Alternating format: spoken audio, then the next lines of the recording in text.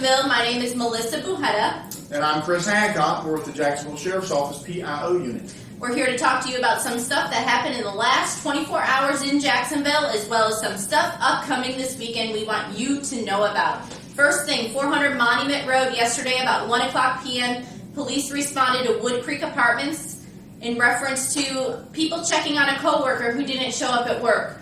When they got to the scene, the suspect, Henry Hereford, had been there previously, according to the coworkers that were checking on the victim. And when the coworkers were able to get inside the residence, they found the victim deceased.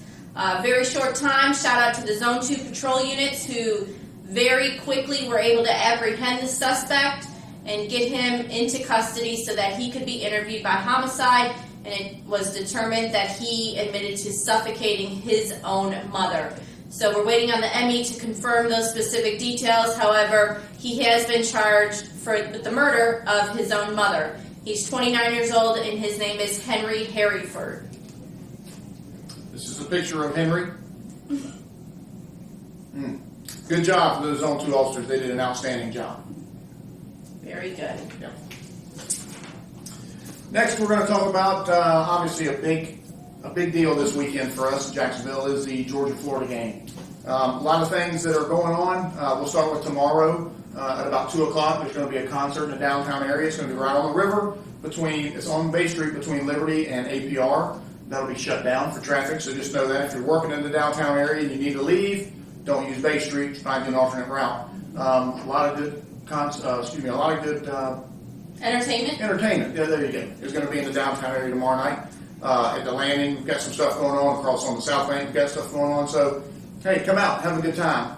But we do ask that you leave early, make arrangements for the heavy traffic flow tomorrow, and again, come out and have a good time. The special word for Saturday's traffic is 5.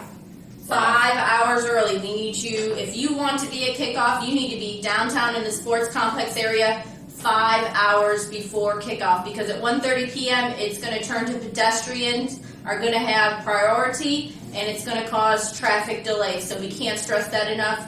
If you want to get to the game on time, you need to plan to be downtown 5 hours before kickoff. Absolutely. Come down, have a good time, tailgate. Remember, there are a lot of young children around.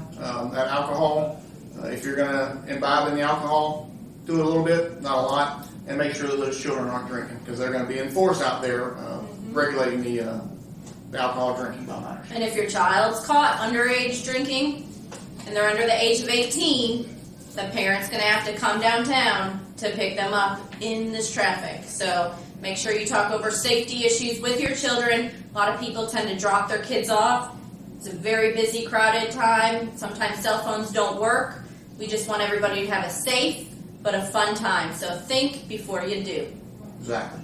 Next thing we're going to talk about is Blanding in San Juan. Yesterday afternoon, the entire intersection was shut down because a tan-colored vehicle pulled up to another vehicle and shot multiple times. Shell casings were throughout the intersection. The entire intersection had to be shut down for investigative purposes. 2 victims were shot, transported to the hospital with non-life-threatening injuries. We're asking anyone who may know anything about this case to please contact the Jacksonville Sheriff's Office at 630-0500 or Crime Stoppers at 1-866-845-TIPS. And if your tip leads to the arrest, in this case or any other case that we're working, you can be eligible for a possible reward.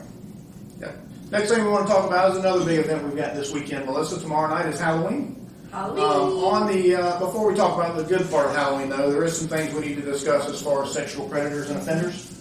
Bring us up to speed on that, Melissa. Yes, we want everybody to be aware that we want the citizens as well as the parents who will be taking their kids trick-or-treaters to be aware that sexual offenders and predators are living amongst us every day. However, the Jacksonville Sheriff's Office will be going out and checking to make sure that they are abiding by the rules that are determined by municipal ordinance that they're supposed to They're supposed to follow. They're supposed to follow. By law, they have to follow some of these rules, yes. They have to avoid all Halloween-related contact with children. They have to post a sign at his or her residence stating no candy or treats at this residence. and they need to leave all outside residential lighting off during the evening hours after 5 p.m. on Halloween. And it is also unlawful for any sexual offender or sexual predator to wear costumes for the primary purpose of entertaining, attracting, or encouraging the interaction with children. So we want everybody to be aware of these rules. Go on the FDLE website, search the neighborhood you're going to be trick-or-treating in, make yourself aware of who lives in that neighborhood. The photos are on there. Look at the photos, have your kids look at the photos. Awareness is the key, and we will also be out checking to make sure the offenders and predators in Jacksonville are following the rules of the law. So we just wanted to make everybody aware that that will be happening. Yeah. And if you see somebody online that's a sexual predator or offender violating these rules, please give us a call. Yes. Be glad to go have a chat with them, and you don't have to worry about them the rest of the night. Now to the good part of Halloween. A lot of people celebrate Halloween. It's a time when kids get to go out, get dressed up, get all dolled up, in their fancy favorite Costume. Superman or Batman costume. I don't know what's going on these days, I'm an old guy. Police. Right. I wear this every day. A few rules or just some advice that we have for you. Always choose a costume that's bright and reflective for obvious reasons. It's dark. Children tend to walk in the street a lot. So we want you to be illuminated. And again, watch out for those cars. Cars, if you are driving, obviously watch out for children darting out into the road. Think twice before using simulated... Oh. Wow. That was a shock. Think twice before using simulated knives, guns, or swords for obvious reasons. I don't think I need to go into that any much further. Just use common sense. I know it's hard for some of us, but try and use some of that. Use battery-powered lanterns and chemical lights. Make sure your child knows your phone number if you're not going to be traveling with them. And that brings me to the next point. Travel with them. Always travel in pairs or groups. Don't let your children wander around neighborhoods, especially that aren't your own. Right. If you're going to visit a neighborhood that's not yours, drive to a certain neighborhood, just be with them. Be mindful of them and have a good time. What else we got? We just can't stress enough to stay in groups. Use the buddy system. Try and have an adult with them. If you can't make it, have a neighbor go with them. Have someone go with them so they are not alone.